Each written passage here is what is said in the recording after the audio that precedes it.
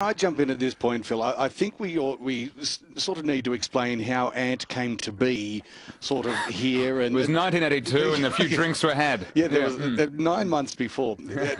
Ant, of course, from FM land, from I was going to say double TFM, but that was the station before it became Mix. Yes, and that doesn't even exist anymore, which is the impact I had on that station. Yes, I picked my kids up from school. Ant and Bex were doing the drive show on Mix.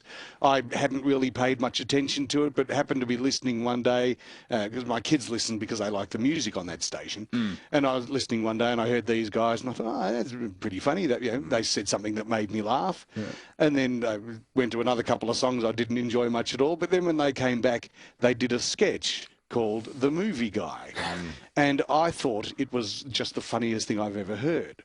And so I was hooked. I became a very big fan of Ant and Bex from that time. Now, I was doing Simon. Midnight to Dawn at that time, filling in for either Alan or Keith. And Donna DeMeo had joined me in the studio, and we were chatting about stuff that makes you laugh. And I said, oh, well, I've got to tell you, there's this movie guy thing that these guys do, and it's, I explained it to Donna. So apparently somebody then has told Ant and Bex. I get a call saying they're talking about you on 3AW. Now I'm a radio, I'm a radio nerd. I love radio. I then was lucky enough to get a job in radio, and I listened to 3AW growing up, of course. And now they're talking about our show, and I thought it was fantastic. Yeah. So I believe we then spoke about it on air, Simon. Yes. So I'm driving around a day or two later, and I hear Ant and Bex. I'm listening to them now because I'm hooked. I'm an avid fan, and I'm driving along, and I hear Ant and Bex talking about Simon and Donna talking about them on Mix. Yeah. So it was, so I made contact at that point and said, oh, I'm actually driving along now listening. And so we had a very brief chat off air on that particular day. And we've stayed in touch, and that is why I'm sitting here today. Yeah, exactly. But it all comes down to a sketch which I think is one of the most creative, genius things I've ever heard. And it only runs 1 minute and 41 seconds. You're not going to play it on 3AW? I'm going to play it on... Well, I've played it before. Basically, any time we do a what makes you laugh thing, I go, oh, well, there's this sketch. So I'm going to play it for you now, Phil, because I don't know if I've played it to you before. No, but I've heard you writing about it. Should we set it up? Because I think the expectation is a touch high now. Yeah, sorry, yes. I should have said there was this thing. It's not who's on first. All right. Shall I set it up? Yeah, please. As we've covered today, I did one of the party tricks I had growing up was doing that silly movie trailer voice, with, the deep hello this summer, that voice. And so we thought it'd be funny. What if that guy, the guy who does the movie trailer voices, called a theatre and a cinema and didn't know the name of a movie and spoke to the person at the movies in the movie guy voice, and this is what happened. Speaking. Hello, I'm looking to buy tickets to a movie, but I'm not sure of the title. Sure. What's it about? It's about a man torn between duty and desire. I'm not sure. Based on the best-selling novel that captured our hearts and taught us to feel. 1 second. In a film by Academy Award winner Emilio Estevez. And introducing Chip Harrington. I'm not sure. I do have access to the internet.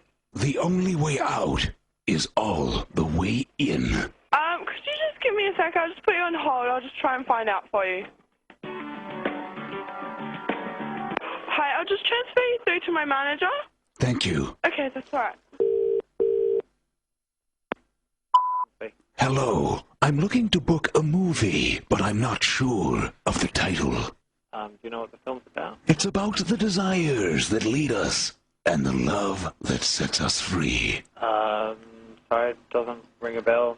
Do you have any more information on the film? A film by two-time Academy Award winner El Cuadro del Tostador. No, I'm sorry, I'm not too sure what that film is. One man will stand against oppression and travel back in time. So there we go. Oh, Phil. Mike, that is genius. That is not just Hilarious. That's a touch of genius, Well, mate. coming from you, that's very kind. But what a real thrill to me is that for the first time in 5 years, people have actually heard that, because I don't think as many people were listening back then as would be probably listening right now. And did you pull that stunt occasionally on the show, or just once? So what's great is in FM radio, if something works, they make you do it every week for 2 years, and it's just as funny every time you do it. Oh no! I think I actually called a vet at one point. I'd run out of ideas. No, I truly have tears running down my face. I absolutely cherish those thank moments. you so much. Now, who makes you laugh? Oh, who makes me laugh? That's a very good question that I'm ill prepared to answer. We were talking about Martin Short before. He's actually one of my favourites. The actor, love him. I love I don't know if you're familiar with John Oliver, the Tonight Show, the news comedy show anchor from the States. I know that show plays on Foxtel here. Okay. I do love it. Well, see, working every night, I don't catch up with these shows. No. I've got them all in the IQ ready to roll. In the queue, yeah. Bruce and Phil. Yeah, I'm a sycophant. And, it's like, oh, God, so many people. There's so much great comedy out there. It's really a golden age for comedy. Yeah. What was I watching the other day? I got my mum onto Grace and Frankie. Have you seen that with Jane Fonda?